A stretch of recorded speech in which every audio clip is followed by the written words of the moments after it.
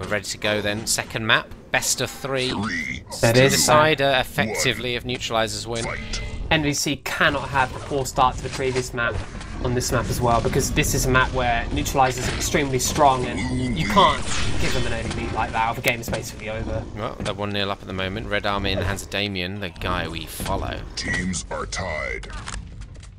Very early move to quad. This could pay off if we have an early quad. Yeah, he's got red armor and lightning gun, so he is set up very nicely. He really needs Kenny to connect with those grenades, or really to bring back another weapon though, because he will use up that LG ammo if there's a rush. Yeah, I mean, he's hoping that they come up the bounce pad, let's face it, for some easy bounce pad LG. Oh, double rail there. That's not a situation he wants to push, I don't think. Does he really need to kill that? Why? Yeah, why waste your time? Well, it might come out on top now. Well, his teammate died. Yeah, but he's wasted all that time, which maybe was justified if he gets a rail out of it, but not to kill someone and get shot. Go gets another frag. He's going to get a third frag on the board. It's actually not too bad a run in terms of frags now.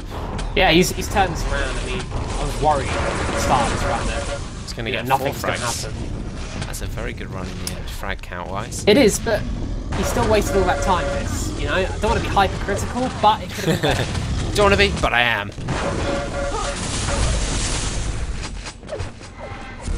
So, NVC in the lead by 4 frags at the moment. Well, let's face it, for the competitiveness of the final, this is the start we needed to see. It is. It is, because we do want another map. Well, exactly. No one wants to see a quick and easy 2-0.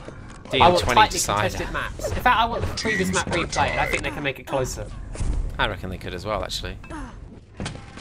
Dibby moving in, he knows the time of red and he's going to grab himself that armor item. 150 armor on the board, but only 28 health. Thank you, Cass. I needed that. Thing about armor... He's scowling at him from behind. Armor reduces the amount of damage you take, the health damage, but you still need the health there. Well, absolutely. You don't want to find yourself with 1 health and 200 armor disc. You really don't. It's worthless then. Exactly. 20 seconds until quad. Dibby's in an amazing position at the moment. 140 armor on the board, full health. Got rail, he's got shotgun. He needs to hit his shots though, because rail and shotgun, it basically means he either hits with the rail, or he's kind of stuck in a no man's land where as they close in and it becomes harder to hit the rails, but he's not quite in the shotgun range. Yeah, if there's a rush but now. Not even challenged. It's like a sort of half challenge. I wouldn't even say it was half. It was almost non-existent. It was quite, frankly, embarrassing. Okay, embarrassing was it? Okay. They are still behind, actually, neutralizers. No, I say that, but there is always potential to decide we don't need this to go to this quad, we don't want to throw away the kills. But it's backfiring this time because they have not been able to counter the quad and Dibby's picked up 3 kills. It's unfortunate not to kill with the first shotgun there. Very much so. So that's the inconsistency of the weapon. He's utilising it heavily though. It does get caught out eventually by nEu one.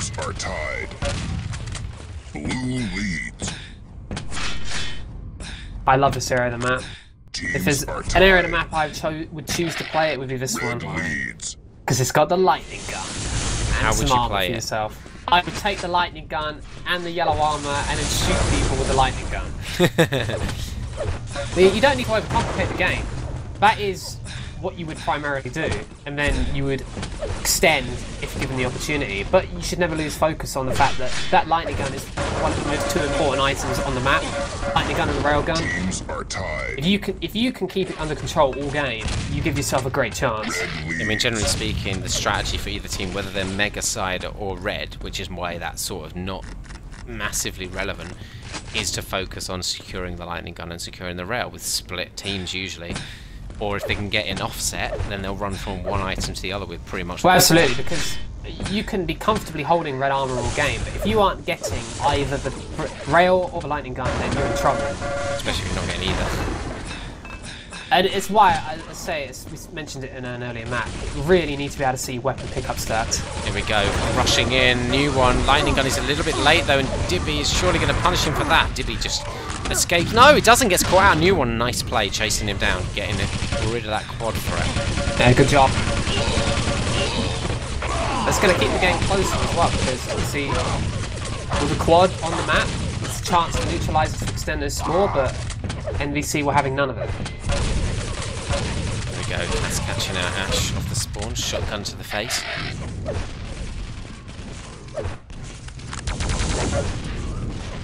Ten frag margin then, built up for neutralizers. Yeah, they kind of need to slow this down, NVC. They can't afford to be giving away so many frags. You know, this score has quickly built. We had a tight game, and then all of a sudden we're looking at this 10 frag difference. And you know, much like the momentum that was built at the start of Purgatory, you can't allow this neutralizers team to really get going. You just got to keep the game tight. You have to sometimes just accept that. All right, we're down at the moment. We need to just kind of stop the flow of frags. Even if that means we don't bring back the frag difference, we just need to slow things down, because at the moment the game is running away from it. Yeah, I mean they've at least focused on that red. They have a timing on it. They've got the last couple. Yeah, I just worry about the weapon situation. Every time I see a neutralizer's point of view, they are shooting someone who doesn't have any weapons. Yeah, you're right. And spawns like that don't help things for Ash. But here comes a lightning gun push. This is exactly what they need. New one is trying to make use of, but nothing happens. It's just a skill of fears there. I mean, you just... If you're trying to learn like how to cope with somebody pushing and attacking you, just do what he did. He just backed off, out of range. Made use of the environment. And then just waited till the opponent that was originally attacking him was looking at somebody else, focused on someone else, just swanned in and just took him out comfortably. Here we go. NVC though, they're going to grab this quad. It's going to be a new one. Easy LG kill up the bounce pad. Tops up his ammo. He wants to defend that red really. He decides to back off. Gets the call of the Mega. We'll have to see if that was a wise decision or not. Gotta find some people. Not easy though. Got a couple of players here. Which one do you pick? Or do you pick any? Takes out Bab. Gets caught in the back though by Fears. It is such a good place to fight against the quad. I mean, you've got something to hide behind, a great line of sight. Once he forces his way onto someone, the other player can just come and assist. Yeah. And because it takes your full attention to make one of those kills. You can't sort of stand there and wait for one to show, because they're not gonna. Yeah.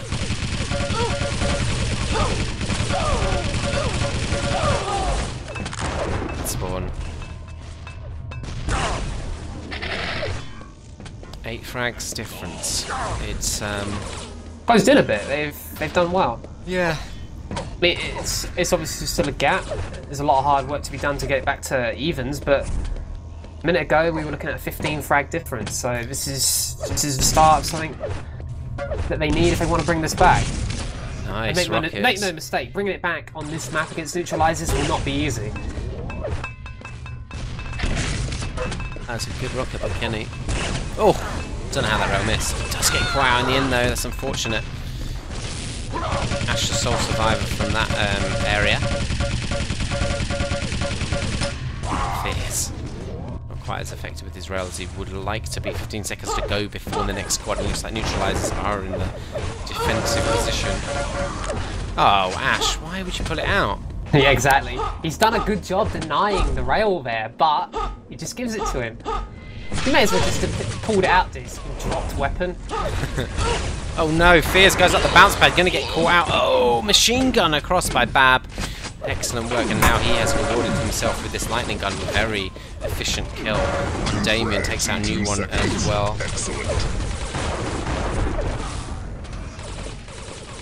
So it is a very close game score-wise. It's like you say though, it is quite surprising because neutralizers constantly have weapons. Yeah, but there's been lots of scenarios where NVC players don't. Yeah, it's the limitation of the single pod that we're locked to, isn't it? I mean, what we're watching says one thing, but you know, there's 7 other pods to see. It's it was again a little mistake there. I mean, he dropped down to get the health. Saw 2 players there. He had his gauntlet out. I think my own Kenny. And then just as he was dying, pulled out the rail to give it to them. It just... Yeah, I will never understand it. People might think, oh, it's ridiculous you keep going on about that, but it's such a fundamental part of the game. Denying weapons to the enemy. If you're going to die, don't allow them to take your weapon. I think like modern players don't think about it as much because there's so many weapons dropped around the map all the Yeah, time now. it is something that was far more important in Quake 3. But, having said that, it's still important in this. It is, yeah. I mean, I'd love if there was a spectator mode where you could follow a weapon. You don't follow a player. That's interesting. The pod switches based on where the weapon goes. And then it tells you the damage effect. Yeah, like it can give you the stats of the amount of damage and the amount of kills that one weapon got, and for which side it was more favourable for, and which ones people dropped it when they sort of... Just remember when we were playing Quake 3, right? What was one of the first things we looked at when we analysed the stats after our game? It was the dropped weapons. Yeah, that was pretty much, to be honest, the main stat. Anyway, it looks like the next quad's going to spawn any second now and neutralises it in a dominant position. Dibby 81 armour, almost full health, shotgun and lightning gun. He's perfectly set for this. Red armour any second. This could be a big run. Yeah, this is one of those moments that could almost determine the game. I mean, we've got the small mercy limit of 50 frags and a stacked quad. He's got the chance here to add another 3 frags if he's lucky. Of course, luck is a big part of quad runs on this map. Yeah, it really is on this map. I mean, he's done such good work though, because the rest of his team were mopping up kills as well. And he's still going. He's still maintaining a decent stat. He's been unfortunate. Yeah, unfortunate, he's surrounded there. It is a very vulnerable position, exactly where he dropped down there. I mean, that is probably one of the worst positions on the map. Yeah, I mean, it's happened to me many times playing this map. You go to get the lightning gun ammo over by the rocket launcher, which is, you know, as far away from an exit as you can be, and all of a sudden you're surrounded, and you might have a stack, and it's not going to help you.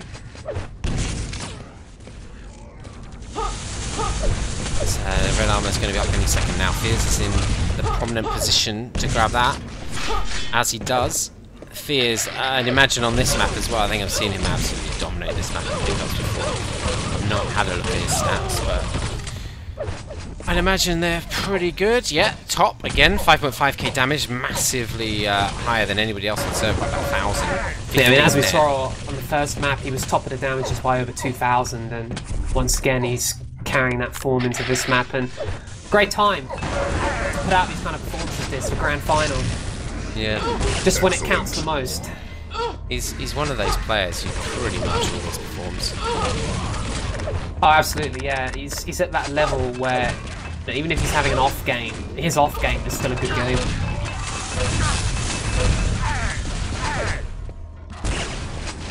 Kenny just trying to peek in there, 4 seconds to go before the next quad. They're starting to eke up towards the mercy limit. Cass grabbing that one for neutralizers. You know, it's like 40 frags now. Just 10 more needed. There's this quad run with Cass. Could get very close to it if it gets. It's easy to like watching people like Cass and Fears as well, because when they turn it on, they're fast players that are good to watch. Yeah, they're not always fast players, because you know you have to pick the moments. But when they do like speed up Tox, their game, where he just only has one speed, super fast.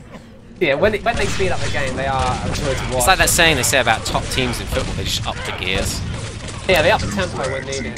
They play in like 3rd gear against most teams, and then just, you know, oh, it's getting a bit close, I'll just up it into 4th or 5th gear, and suddenly they've got a run of 10 frags. That's kind of what's happened in this, because let's face it, the start was quite close. NBC took an early lead. It was even for the first 5 or 6 minutes at least, and it wasn't until a little while after that that, you know, neutralizers, as you say, kicked into a new gear, and it's one that NBC aren't quite capable of getting into themselves. That's underground in this rail basement. Look at that, score's closing in. Oh, great dodging. I think Bab should have been a bit more aggressive there, maybe. Supporting his teammate, but Fears trying to avenge his teammate's death, forcing his way towards them. Do we think they really could have done much more different? I think the Purgatory they could have done a bit better on NBC, but to be honest, this map it's kind of been, you know, just a very, very good display by neutralizers. You take out the start, take out the Purgatory start, and that was actually quite an even game. Yeah. This has been much more convincing for me, even though they didn't have the dominant start neutralizers, but the overall play has been far more impressive. Their control of the map and the weapons in particular, it's really what's made this an easy win. He's looking for a pummel for the final kill. But he will be denied. Almost. And the champions today are neutralizers. They neutralized the opposition. Yeah.